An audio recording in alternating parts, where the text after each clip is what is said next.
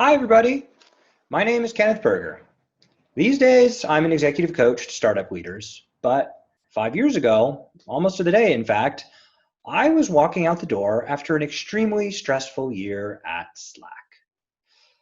Honestly, I felt unsafe, I felt unvalued, I felt powerless. Now, I'll be the first to admit that Slack is one of the best companies around, well known for its strong values. So, what explains this? Because it's not just me. I hear this story over and over coaching startup leaders in all kinds of companies. Burnout is an epidemic in the tech world, and it's only getting worse with the advent of COVID. So, why are people still burning out despite having every privilege and mostly good intentions from their companies? Well, values are everywhere in the tech world, but they're usually not taken very seriously. Often they're uncontroversial. I mean, come on, no one's going to argue against integrity or quality. Often they're printed on a poster on a wall somewhere, but they're not necessarily embodied in the company's hiring, firing, feedback processes. I mean, the things that actually make those values real. So, unless you were at Uber in 2017, people probably haven't been talking a lot about your company values. And it turns out that the operationally focused values at most tech firms, like customer focus or look for the data, don't necessarily address the human element of building a great company. It's already personally stressful being a leader in tech. And all of a sudden, with so many of us struggling to adapt to the change in the world right now, those human values are now front and center, as they should be. So to me, it begs the question, what does the world need right now? What values should we be standing for as leaders in our companies? And I'll tell you, it's not the usual product company chestnuts, right? The customer focused or fail fast or whatever it is. It's time to focus on the human beings that make up these companies and give these human beings what they need. A lot of us are hurting right now. And honestly, taking care of each other as human beings, it's just the right thing to do. But it isn't just a humanitarian gesture, right? In my work as a coach, I find the things holding companies back usually aren't really the tactical operational stuff. Usually at their root, the problems are human problems. I don't feel safe. I don't feel valued. I don't feel empowered. I don't feel fulfilled. Unfortunately, probably a lot of you have felt one or even all of those at work at some point. So you already know how hard it is to get anything done under those circumstances, right? That kills productivity, right? So when you take care of those basic human needs first, we free up our hearts and our minds to focus on the work. So what does the world need right now? Well, I will tell you. To feel safe, to feel valued, to feel empowered, to feel fulfilled, and to make an impact. So let's walk through these values one by one. First, to feel safe. Safety is something a lot of us took for granted until the advent of COVID-19, right? Even if we were physically safe before, we certainly weren't always psychologically safe in the radical candor sense. Our sense of safety comes in part from basics like food and shelter, but most of us in the tech world are privileged enough to not have to worry about that. So, in practice, often what makes us feel unsafe is not having strong relationships with the people around us. I mean, if we don't trust our coworkers, how can we truly feel safe? Which brings me back to Slack. So, I was so lucky to join Slack when I did. I mean, I was their first product manager. I joined right after launch. I was working for this famous product CEO. And for me, I was coming off a rough experience at my own startup. So I was ready to put my head down and work, which is why it was so disappointing when 6 weeks after I joined or something like that, I got an email one Sunday night from the CEO saying, hey, seems like things aren't working out. Just let me know how you want to wrap things up. I panicked, of course. I wrote back frantically, begging for my job, promising to make everything right, doing whatever he needed. And the next day, lo and behold, I had my job back. But not really, right? Because after that email, I never really trusted him again. I spent a year in one-on-ones, never saying how I really felt. Afraid to open my mouth, afraid to express my feelings, certainly afraid of the consequences. Now, it's easy to blame your boss. So, in retrospect, it was just as hard for him to trust me as it was for me to trust him. I mean, I was taking away his baby. Ultimately, he was a product CEO who didn't like being separated from every detail of the product. It was a difficult moment for him, too. So, in the end, neither of us trusted one another, and neither of us put in the work, the vulnerability to build that trust.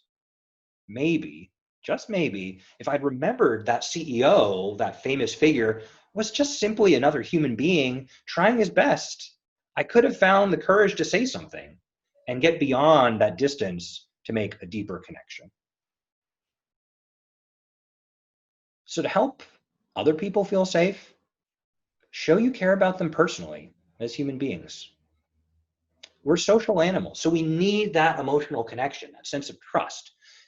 That doesn't mean you have to be best friends, of course, but don't put up that wall of professionalism between you either, right? You got to remember that every single person out there has a life story just as complex and worthy as your own. And they're just as much a mess, right? Of thoughts and feelings and stories and, who knows what else in there. Um, so show them that you care about them as more than a manager, peer, or direct report. Show them you care about them as a human being. And I'd love to hear your ideas how to do it in the comments. So please chime in. All right. So what else do people in the world need right now? Number two, to feel valued. A lot of people are being laid off right now, even in as prosperous an industry as technology. And if you've never been laid off, as I have been quite a few times, you know that it can really eat away at your sense of worth. We tell ourselves stories that we failed, that we're failures, or that our former employer is deluded and never appreciated our massive contributions. Either way, it's clear how much we as human beings need to be valued. So, yes, ideally, we would know our own worth regardless of what others say, but that can be a long journey of personal growth to find that place. And in the meanwhile, it's not vanity to want your thoughts and feelings to be acknowledged and validated. It's deeply human to want others' approval. So that brings me back to my own stressful startup story. When I founded YesGraph, I did it with an old friend from grad school. So we'd known each other for 10 years, but we were very, very, very different despite being friends for so long. He was the engineer, very quantitative, and I was kind of more the designer, very qualitative, creative. So we brought different things to the company. It seemed like a great partnership despite the differences. But of course, with those differences, we argued. I mean, running our own company, every decision seemed potentially make or break. Like backing down might be the beginning or the end of everything. So we argued, but we never really sought to deeply understand our differences. We just wanted to be right. I mean, it felt so important, like being right was going to fix everything. But what was really important was our relationship. In the beginning, our story wasn't much. It was our relationship that the investors, the employees, and the customers were really buying into, and not valuing each other, including our differences in perspective, in the way we contributed and what we brought to the company. That's what tore our partnership apart. I ended up leaving after a year, and we've barely spoken since. So to help others feel valued, you got to ask about and acknowledge their experience. It's easy to tear down someone's idea in a meeting or dismiss someone without an explanation beyond, it's just business. But how are they going to feel afterwards? How's that going to impact your relationship? And how's that going to impact your ability to just get anything done? Like relationships are business in some sense. So you can ask about and acknowledge their experience, even if you don't agree, even if it won't change your opinion. In doing that, you're valuing the person over the opinion, right? Because the opinion, it's going to go, right? You're going to forget about it, not too long. But the person, that human being, they're going to remain. right? Those relationships can last a lifetime across multiple companies, across the personal and the professional realm. So instead of putting up that wall, try this out. Like, I don't agree with this approach, but I can see you worked hard on it, and I understand your argument. I just happen to see things differently. Or in a layoff, you could say, today's layoffs don't change at all the important contributions you've made to this company and to our mission. I'm really sorry it ended this way, but I want you to know that you can feel proud of the work you did here. So thank you. That's just two, but please share other ideas in the comments. I'd love to hear what you're thinking. So what else does the world need? To feel empowered. Now, in theory, empowerment is easy. Just ask for what you want and say no to what you don't want. Easy as that.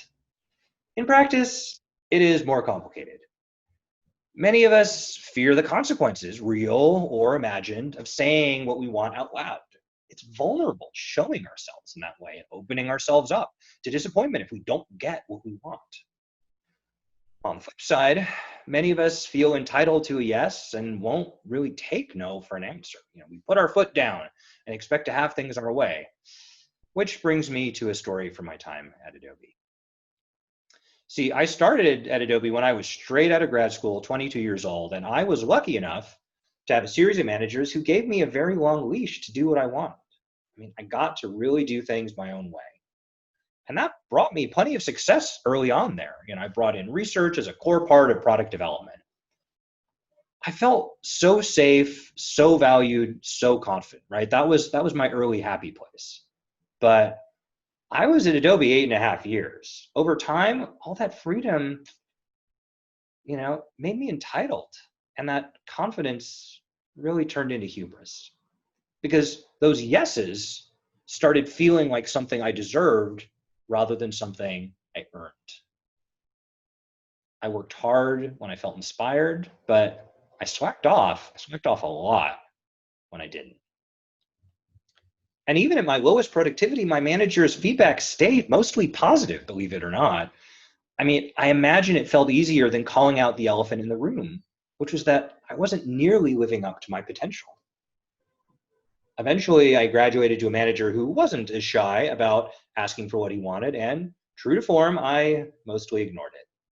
So it wasn't really a surprise when I was eventually called into his office and I found a layoff package on the desk. Sure, I felt empowered all that time in my own way, but that only mattered to the extent I made the people around me feel empowered too. Ultimately, I was prioritizing myself over the success of my manager and ultimately the broader team and the company. So if you want to help others feel empowered, ask what they want and respect their answers. Sure, not everybody's going to get what they want, but make sure they get a chance to say it out loud.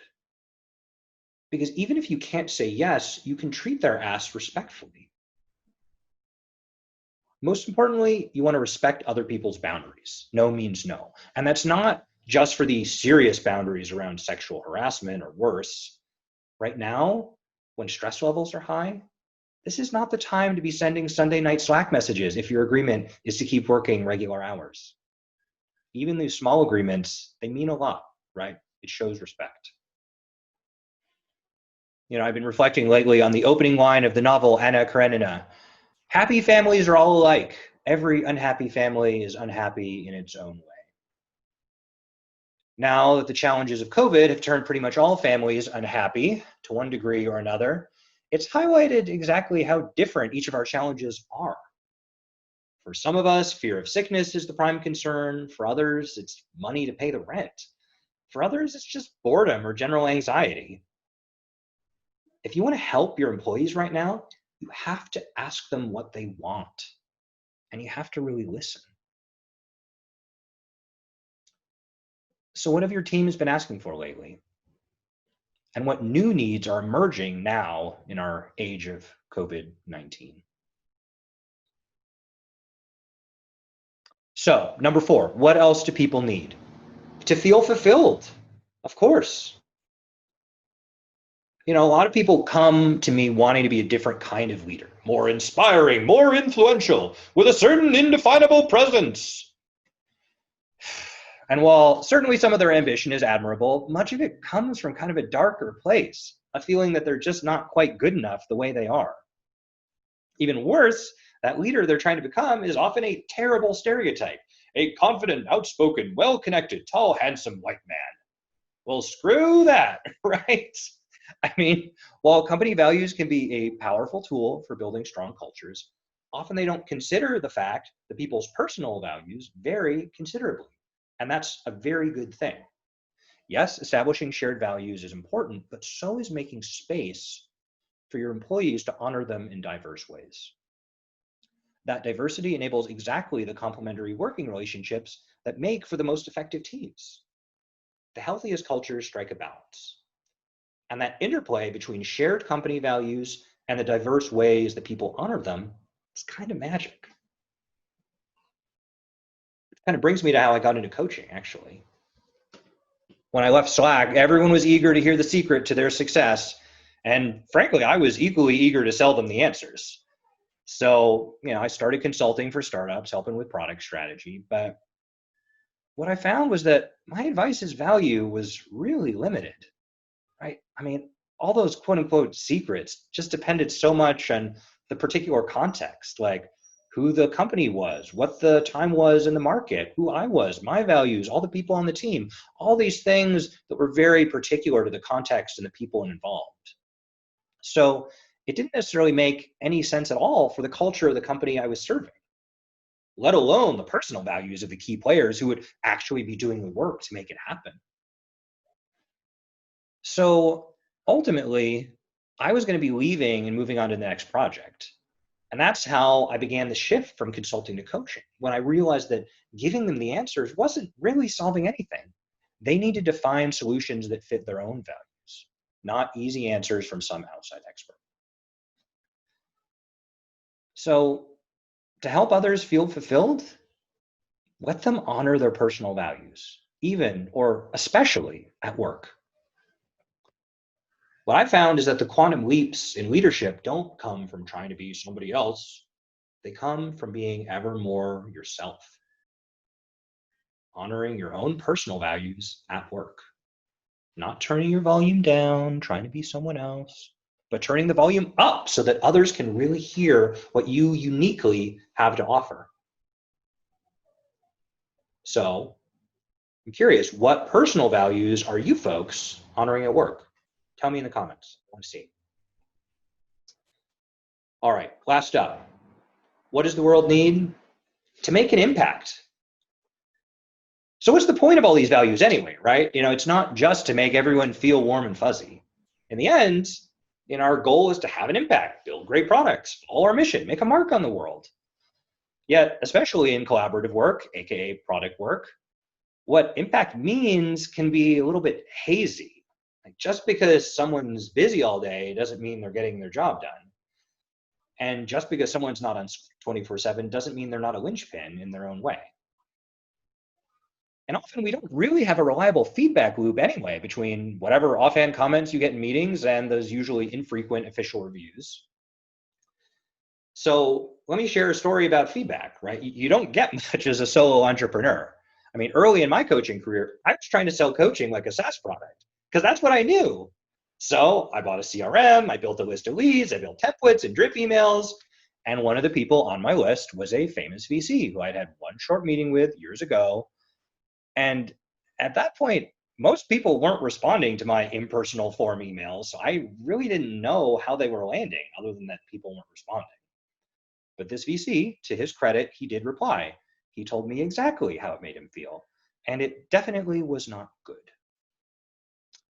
He told me how he was really coming across defensive, needy.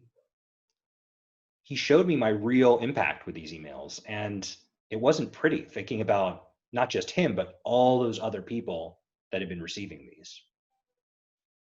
So it hurt. But that day, I swore that I would make my marketing as personal and meaningful as my coaching. And that is why I'm here on video bearing my heart instead of sending you form emails. So to help others make an impact, you have to give them feedback on how they impact you personally. Often the advice we hear on feedback at work is to not make it personal. We just want to find the best solution. It doesn't matter whose idea it is. Yet, if you want to maximize your impact, how can feedback not be personal? The problem with direct feedback isn't that it's impolite, it's that most places don't take care to put their employees in the emotional place to be able to hear it. If you feel safe, valued, empowered, and fulfilled, it is a lot easier to hear that someone doesn't like one of your many ideas. On the other hand, if you're living in fear of being fired from your soul-sucking job because you feel like nothing values your work and you're powerless to do anything about it because you need money, then of course, feedback is hard to hear, right? You can barely hear anything over the voices in your head. But given the right emotional environment, we can get far richer feedback about our impact. What's the most important feedback you've received at work? If you're not jealous of your colleagues' accomplishments because you feel safe and valued, it's a lot easier to congratulate them on their success. Thank them for an especially insightful comment, or even hear whatever negative feedback they might have to offer. It also opens up the idea of emotional feedback. Sure, you've probably gotten tactical feedback on your work from your colleagues, but have they told you that your ideas made them nervous, or angry, or sad, or disappointed even? By bringing those emotions from the unconscious to the conscious realm, they become business problems that you can just solve like any other, rather than these emotional landmines you hit when you least expect them. So that's it. 5 values to honor the people you work with. Help them feel safe, help them feel valued, help them feel empowered, feel fulfilled, and make an impact. With those in place, you can build a team that can achieve anything. So that's all I have for today. But I would love to hear from you to keep the conversation going. So feel free to comment or reach out to me directly at kberger.com. Thank you very much.